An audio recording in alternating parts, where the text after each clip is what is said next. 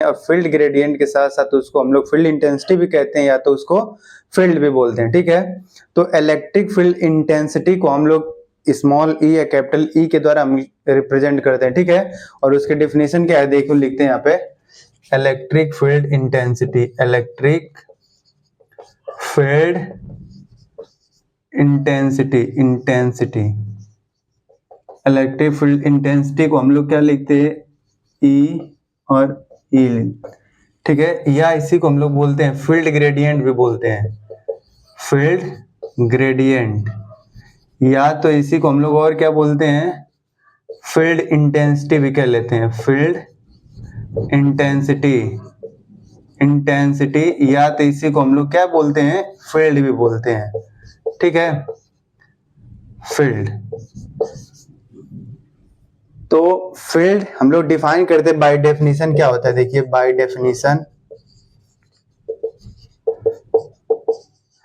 Bye definition electric field intensity या field gradient या field intensity या फील्ड हम लोग बोलते हैं E is equal to minus D V upon क्या होता है, डी एक्स, वेयर V क्या होता है, वोल्टेज, X क्या है, स्पेसिंग या डिस्टेंस होता है, ठीक है।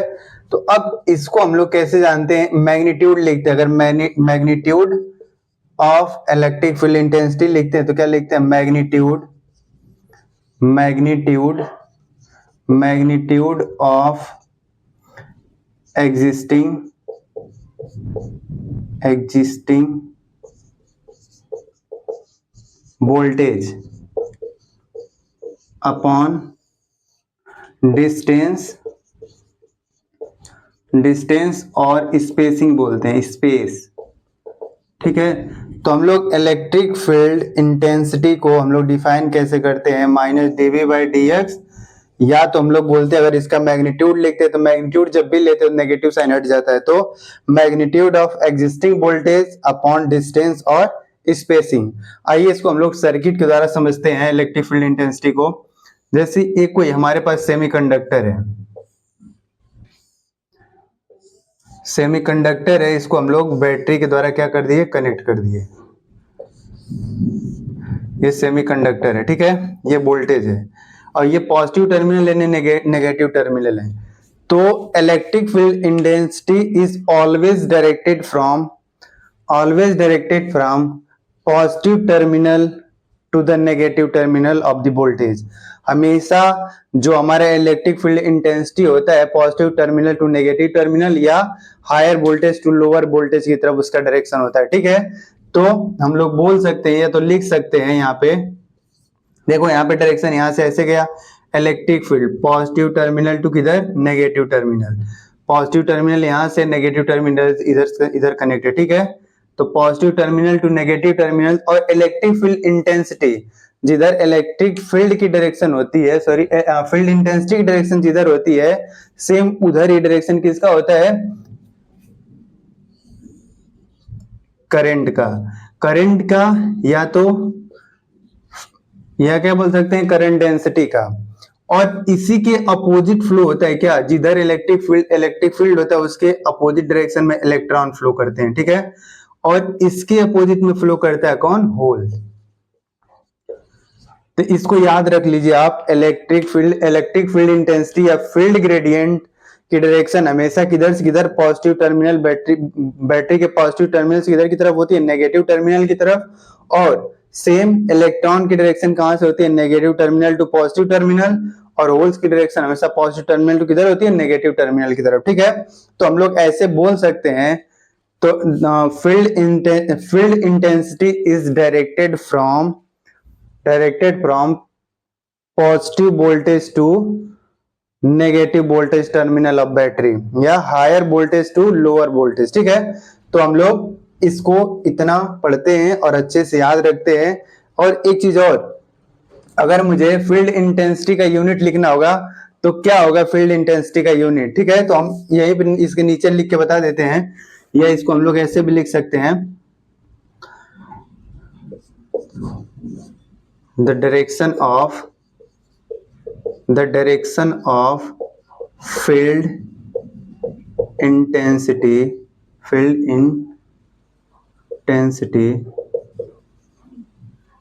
is always directed from higher voltage to lower voltage।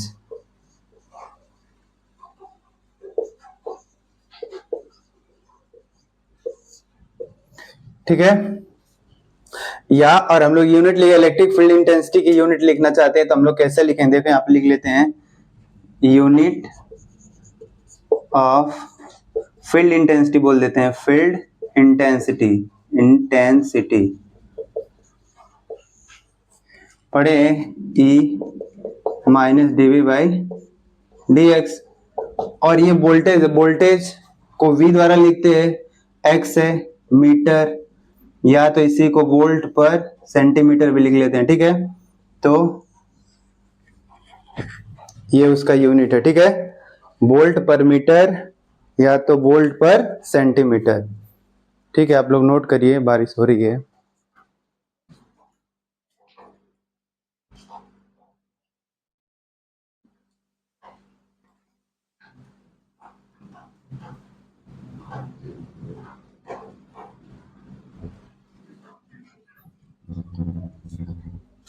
तो चलिए आज अब हम लोग बात करते हैं mobility of charge career. Charge carrier की मोबिलिटी क्या होती है और इसको कैसे डिफाइन किया जाता है, तो it is represented by mu.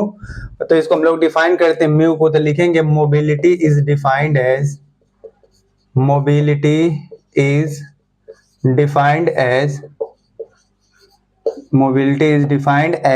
Mu is equal to drift velocity upon field intensity.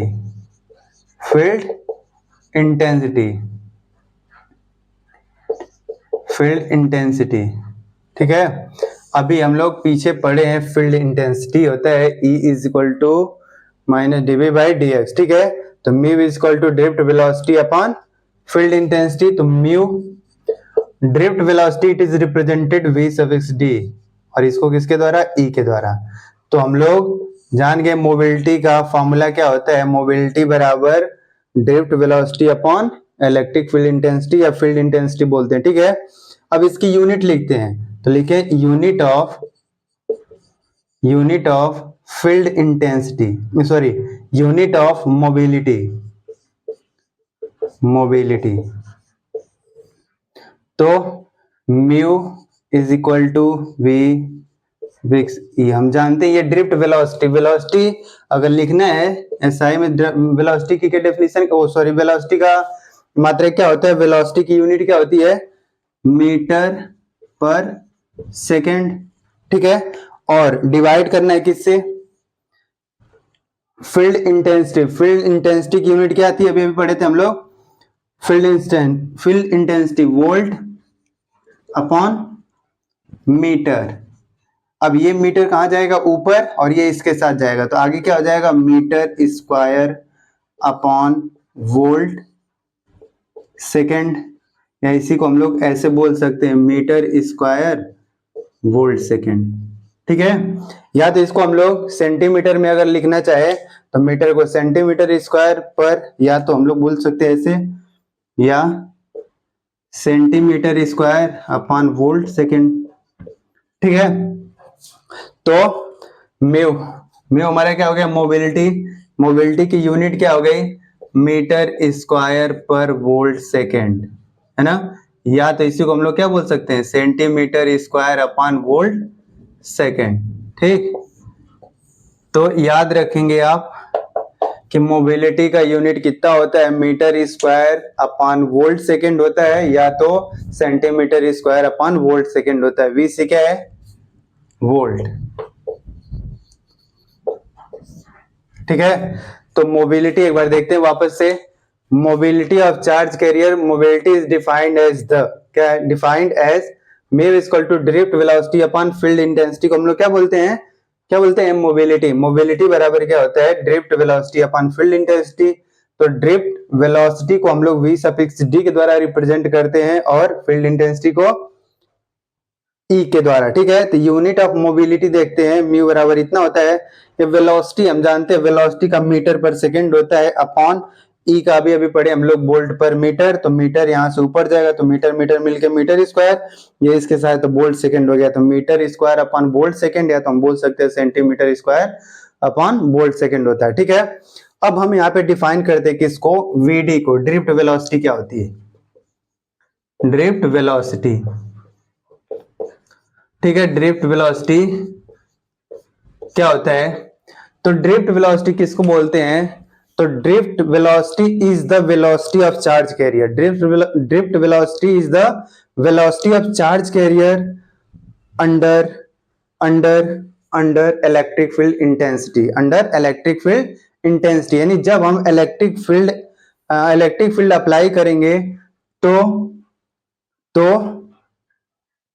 यानी अंडर, जब तक हम लोग इलेक्ट्रिक फील्ड इंटेंसिटी अप्लाई नहीं करेंगे तब तक ड्रिफ्ट वेलोसिटी जनरेट नहीं होगा, ठीक है। तो ड्रिफ्ट वेलोसिटी तभी आता है जब इलेक्ट्रिक फील्ड इंटेंसिटी क्या होता है, अप्लाई होता है, ठीक है। तो हम लोग बोल सकते हैं ड्रिफ्ट वेलोसिटी की डेफिनेशन क्या होता है, drift velocity is the velocity of charge career under electric field intensity. तो हम लोग बोलते हैं drift velocity is the velocity of charge carrier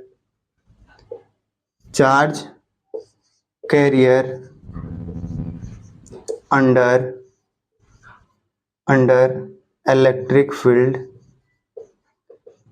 electric field intensity,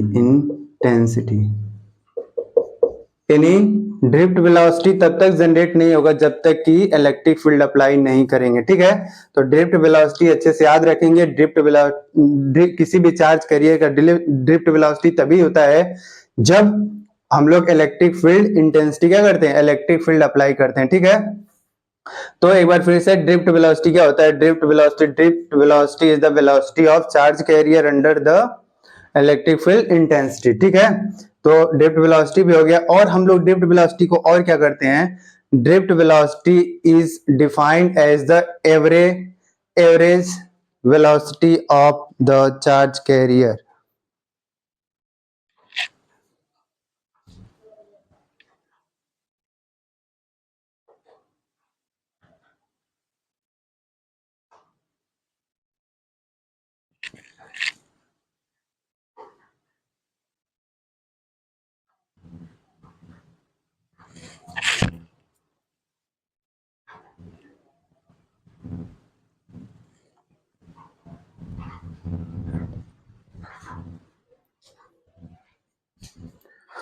इसको मिटा देते हैं, फिर आगे थोड़ा देखते हैं।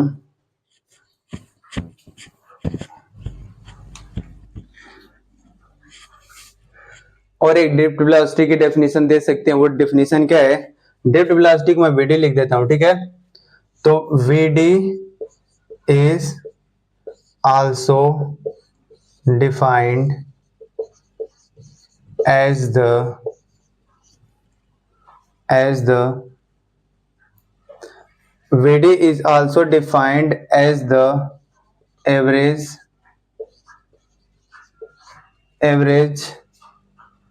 velocity of charge carrier. Drift velocity is also defined as the average velocity of charge carrier, and VD is equal to V max plus V mean upon 2। तो दो तरीके से कहीं कहीं उसका मैक्सिमम वेलोसिटी दे देगा और मिनिमम वेलोसिटी दे देगा, तो उसको ड्रिफ्ट वेलोसिटी निकालना होगा तो दोनों को ऐड करके 2 से डिवाइड कर देंगे तो ड्रिफ्ट वेलोसिटी तब आ जाता है, या तो डायरेक्ट अगर दिया रहता है ड्रिफ्ट वेलोसिटी तो उसके अनुसार हम लोग उसका भी लिख लेते हैं, ठीक है। तो ड्रिफ्ट वेलोसिटी दो तरीके से डिफाइन कर सकते हो, कैसे, drift velocity is the velocity of charge career under the electric field intensity. दूसरा हम लोग बोल सकते हैं कि VD is also defined as the average velocity of charge carrier, यानी VD बराबर Vmax मतलब maximum velocity plus minimum velocity bye 2 करते तो भी क्या निकल के आता है, ड्रिफ्ट वेलोसिटी, ठीक है। तो ड्रिफ्ट वेलोसिटी ये हो गया, इसको नोट कर लीजिए।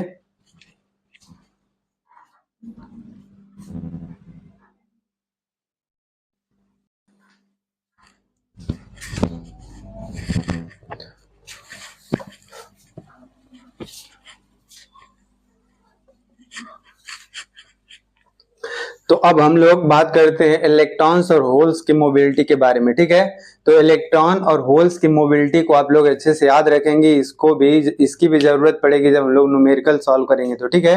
तो आप लोग इसको भी याद करेंगे, क्या है, mobility of electron, mobility of electron, इसको हम लोग रिप्रेजेंट करते हैं म्यू ई और म्यू एन से, ठीक है। और दूसरा है मोबिलिटी ऑफ होल, इसको हम लोग लिखते हैं म्यू एच और म्यू पी लिखते हैं, ठीक है। तो ये दोनों भी हम लोग देखते हैं किसके लिए, जर्मेनियम और सिलिकॉन के लिए, ठीक।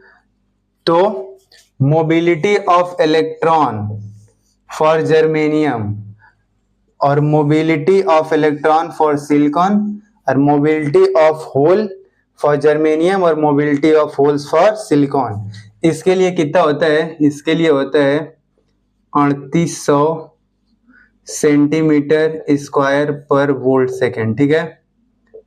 और इसके लिए होता है 1300 सेंटीमीटर स्क्वायर पर वोल्ट सेकेंड, और इसके लिए होता है ये 1800 सेंटीमीटर स्क्वायर पर वोल्ट सेकेंड, और इसके लिए कितना होता है 500 सेंटीमीटर स्क्वायर पर वोल्ट सेकेंड, ठीक है।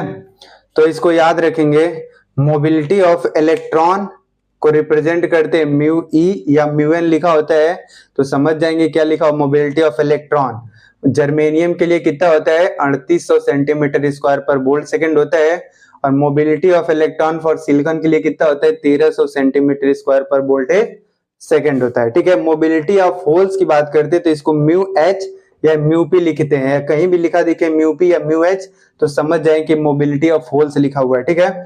ये कितना होता है जर्मेनियम के लिए 1800 सेंटीमीटर स्क्वायर पर वोल्ट सेकेंड होता है, और ये कितना होता है 500 सेंटीमीटर स्क्वायर पर वोल्ट सेकेंड किसके लिए होता है, सिलिकॉन के लिए होता है, ठीक है।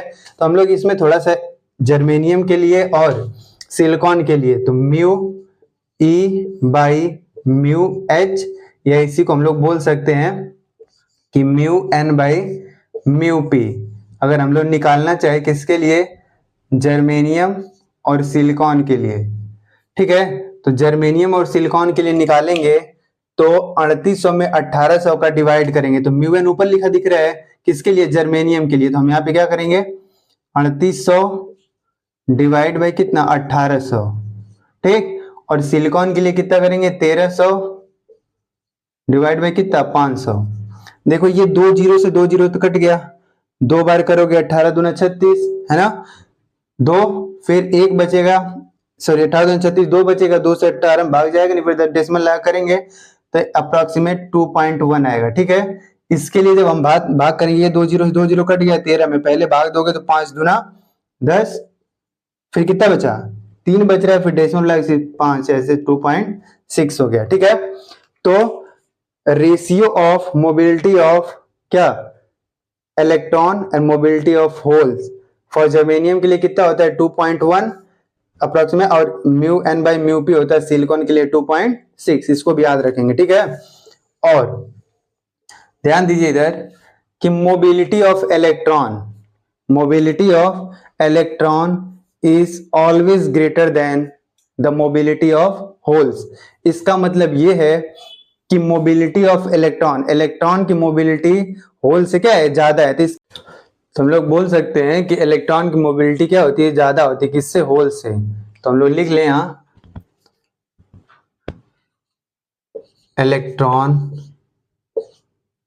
Electron mobility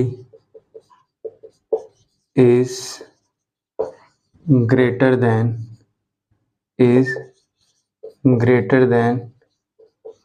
whole mobility. Electron mobility is greater than whole mobility, therefore electron can travel faster and contribute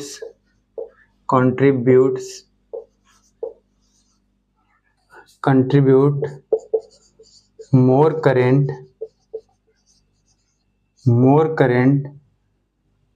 compared to the holes. हम लोग बोल सकते हैं कि electron mobility is always greater than the hole mobility,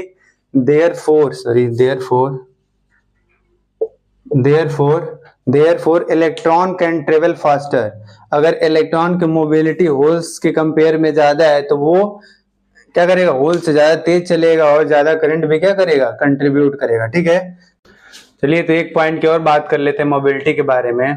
the mobility of charge career always decrease with temperature. हम बोल सकते हैं the mobility of charge carrier is always decrease with temperature. तो हम लोग लिख लेते हैं इसको, the mobility of charge career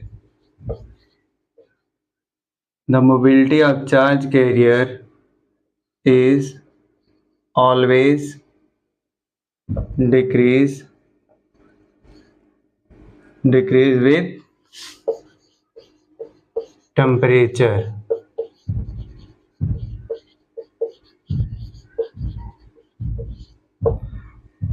कैसे, देखिए ये डायरेक्टली प्रोपोर्शनल होता है, म्यू डायरेक्टली टी के पावर माइनस एम,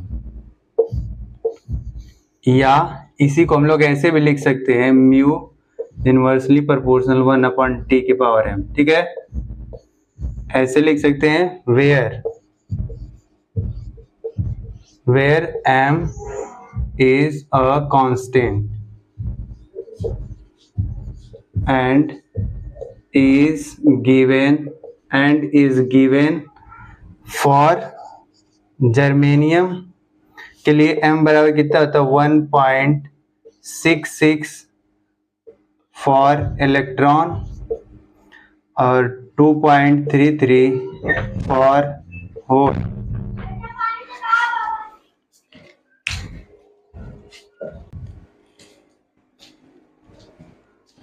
कितना m बराबर 1.66 फॉर इलेक्ट्रॉन, 2.33 फॉर होल्स. इसी तरीके से फॉर सिलिकॉन के लिए भी m की वैल्यू अलग होती है, m equal to 2.5 for electron और 2.7 फॉर होल्स. इसको भी याद रखेंगे और ये भी.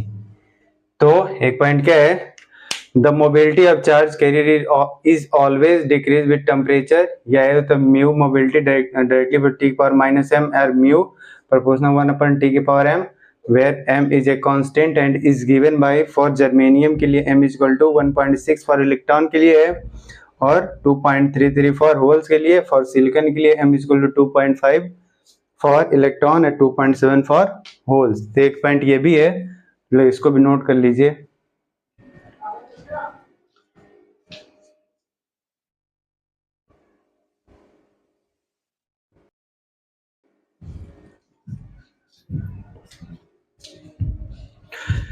तो हम लोग बात करते हैं मोबिलिटी ऑफ चार्ज कैरियर किस किस चीज का फंक्शन होता है. ठीक है, तो हम बात करते हैं mobility of charge carrier is a function of, पहला किसका होता है, टेम्परेचर का, दूसरा किसका होता है, इम्प्योरिटी एटम, तीसरा किसका होता है कि mobility of charge career decrease with increase in atom concentration. जब एटम का कंसंट्रेशन हम लोग इंक्रीज करेंगे तो मोबिलिटी ऑफ चार्ज कैरियर क्या होगा, डिक्रीज होगा. और एक चीज हम लोग इसमें बात करते हैं कि जो मोबिलिटी ऑफ चार्ज कैरियर होता है कि जब हम उसमें डोपिंग करते हैं ना, डोपिंग के साथ वो बेसिकली डिक्रीज करता है, बट कोई सा भी मैथमेटिकल इक्वेशन प्रेजेंट नहीं, एब्सेंस है उसका, मतलब कोई सा डिराइव नहीं करा गया है, कोई सा भी मैथमेटिकल एक्सप्रेशन ड्राइव नहीं करा गया है आफ्टर डोपिंग कैलकुलेट करने के लिए उसकी मोबिलिटी को। इसलिए हम लोग न्यूमेरिकल को जब भी सॉल्व करते हैं, कोई सा भी इलेक्ट्रॉनिक सर्किट डिजाइन करते हैं, तो हमेशा हम लोग क्या करते हैं, आफ्टर डोपिंग और बिफोर डोपिंग हमेशा उसकी मोबिलिटी क्या होती है वही सेम लेके चलते हैं। ठीक है, तो देखिए क्या लिखा हुआ है कि mobility of the charge career decrease with doping, but in the absence of any mathematical equation derived for mobility after the doping, when mobility before the doping is given, we are helpless and we are always considered mobility will remain the same before and after doping for solving the problem and designing the circuit। कोई सी भी circuit या कोई सा भी circuit अगर design करना होगा और अगर वो हमको कोई सा भी प्रॉब्लम सॉल्व करना होगा तो उसमें हम आफ्टर डोपिंग और बिफोर डोपिंग दोनों मोबिलिटी उसकी क्या होती है, सेम होती है। तो हम इतना याद रख के चलेंगे कि डोपिंग से मोबिलिटी पे कोई फर्क नहीं पड़ने वाला। लेकिन बेसिकली क्या होता है, होना ये चाहिए कि जब डोपिंग करते हैं तो उसकी क्या होनी चाहिए, मोबिलिटी डिक्रीज करनी चाहिए। बट किसके एब्सेंस में, कोई सा भी मैथमेटिकल इक्वेशन क्या नहीं डिराइव नहीं for the calculation of mobility. ठीक है, तो देख लीजिए, इसको लिख लीजिए।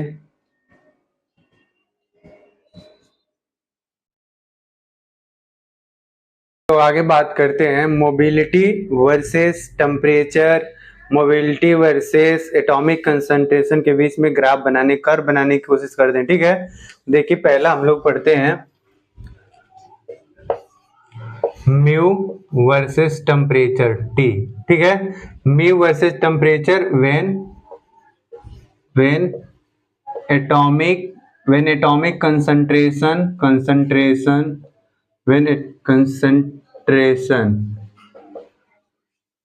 are constant। जब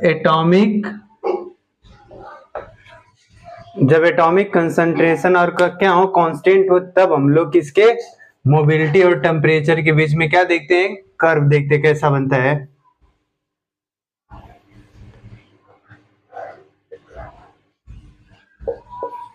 टेम्परेचर ये म्यू है ना।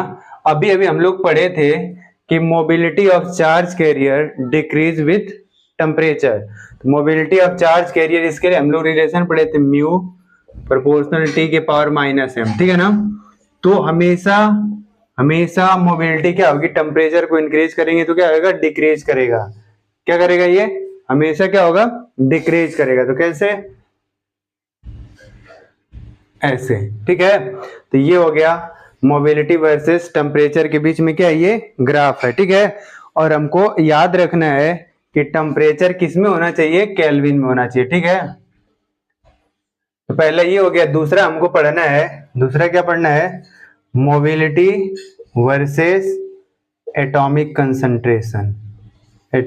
एटम कंसंट्रेशन ऐसे लिख लेते हैं, और यहाँ पे क्या लिख लें, when temperature is constant, when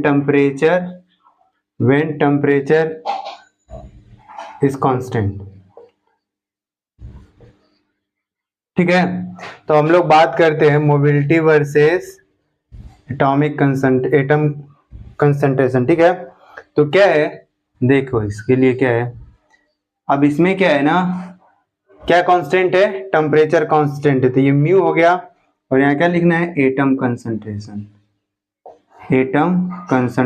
ठीक है, अब इसमें क्या होता है कि हमको पता है मोबिलिटी एटॉमिक कंसंट्रेशन तब भी क्या करती है, डिक्रीज करती है, क्योंकि जब हम पढ़े थे mobility is a function of किसका था, temperature, impurity atom and mobility of charge career decrease with increase किसमें, इम्प्योरिटी एटम। ठीक है, तो क्या था, ये भी डिक्रीज करता है। और डिक्रीज कैसे करेगा, देखिए इसको कैसे करते हैं,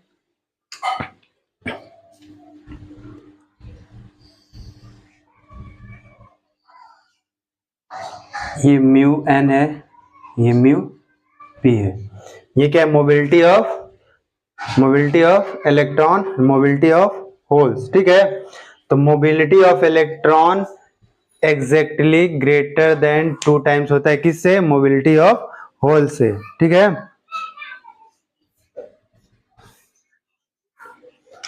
या तो हम लिख सकते हैं कि μ1 एग्जैक्टली ग्रेटर, हम लोग बोल सकते हैं μn exactly greater 2 times μp। ठीक है, एक पॉइंट है, इसको ऐसे लिख सकते हैं, तो इसको भी बना लीजिए।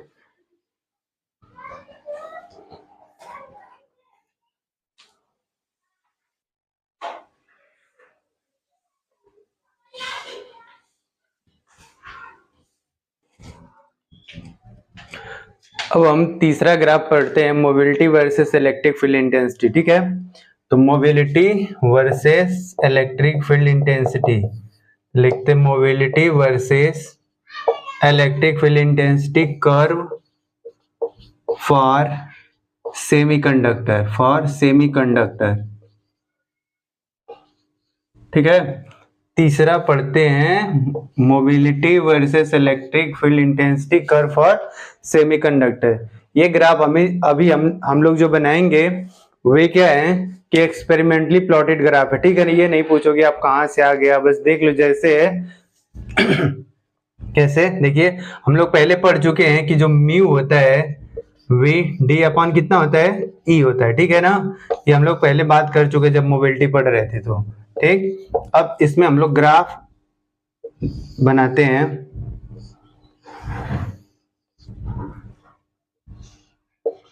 ये म्यू, ये ई हम लोग पढ़े थे वोल्ट पर सेंटीमीटर या वोल्ट पर मीटर। ठीक है, क्योंकि ई होता है dV बाय dx। ठीक, तो ये हो गया।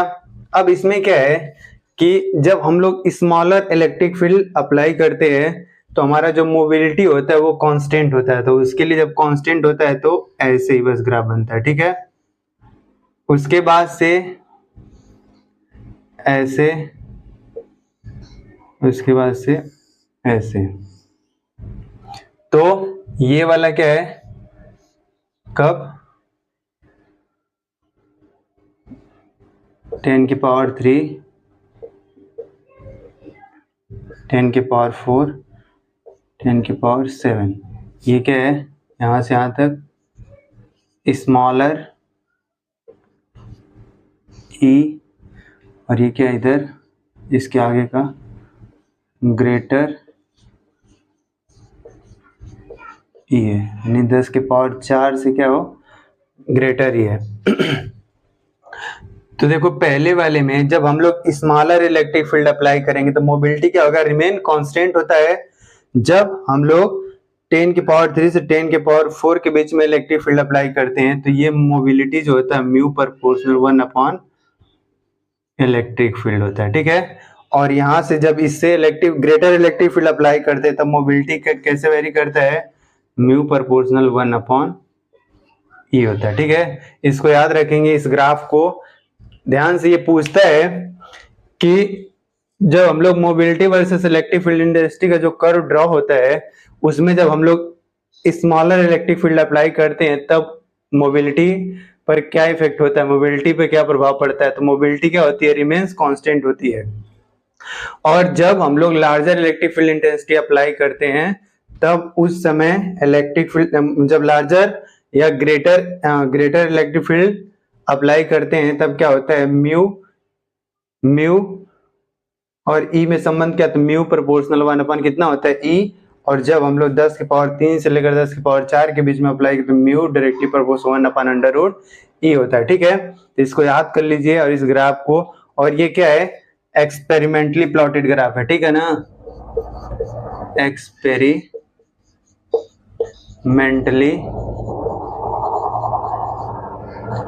प्लॉटेड है, एक्सपेरिमेंटली प्लॉटेड ग्राफ है। तो आप इसको लिख लें।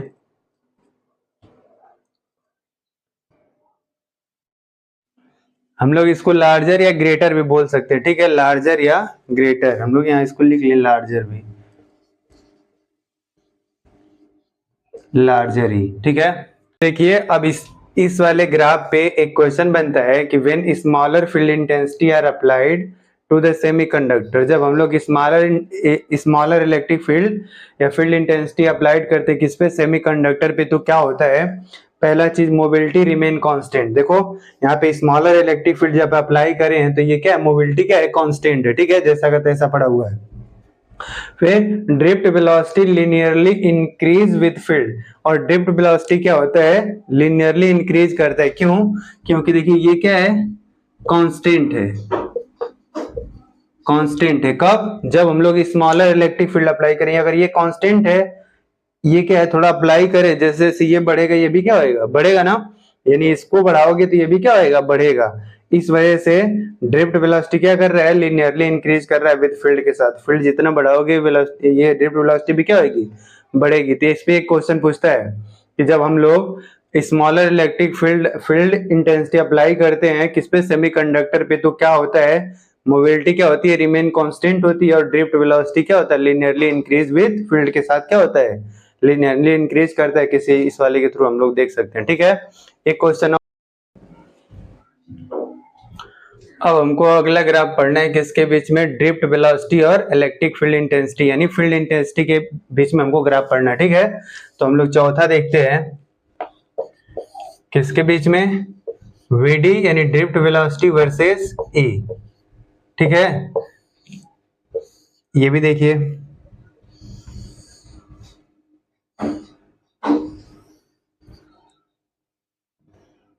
इस ग्राफ पे क्वेश्चन पूछ लेता है, कैसे, देखिए ये क्या है, VD और ये क्या है, E, इसमें वोल्ट पर सेंटीमीटर, ठीक। अब क्या है इसमें, हम लोग 3 फील्ड पढ़े थे, स्मॉलर, फिर उसके बाद मीडियम, और उसके बाद लार्जर इलेक्ट्रिक फील्ड जब अप्लाई कर रहे थे तो क्या क्या इफेक्ट पड़ रहा था। और सिमिलरली जब हम smaller electric field smaller field intensity जब अप्लाई करते हैं तो ड्रिफ्ट वेलोसिटी क्या होती है, लिनियरली इंक्रीज करती है, क्या होती है, लिनियरली इंक्रीज करती है, ठीक। ड्रिफ्ट वेलोसिटी क्या करती है, लिनियरली इंक्रीज करती है, कब, जब हम स्मॉलर फील्ड इंटेंसिटी अप्लाई करते हैं, ठीक है। उसके बाद जब हम लोग स्मॉलर से ज्यादा अप्लाई करते हैं तब ये सब लिनियरली इंक्रीज करती है, ठीक है, सब लिनियरली इंक्रीज करती है। उसके बाद जब हम लोग लार्जर फील्ड इंटेंसिटी अप्लाई करते हैं तो इंटर्स इनटू सैचुरेशन रीजन हो जाता है, ठीक है। ये क्या है, देखिए यहाँ पे ये है 10 की पावर 3 और ये कितना है 10 की पावर 4, ठीक। इसके इधर का लार्जर E, यानी लार्जर E है, इसके इधर का क्या है, स्मॉलर E, ठीक, यहां से यहां तक।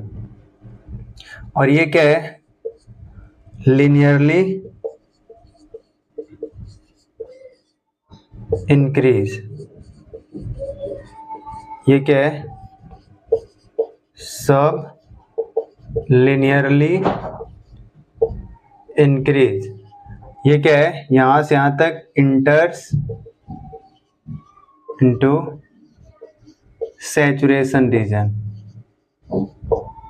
सैचुरेशन, इंटर्स इनटू सैचुरेशन, ठीक है।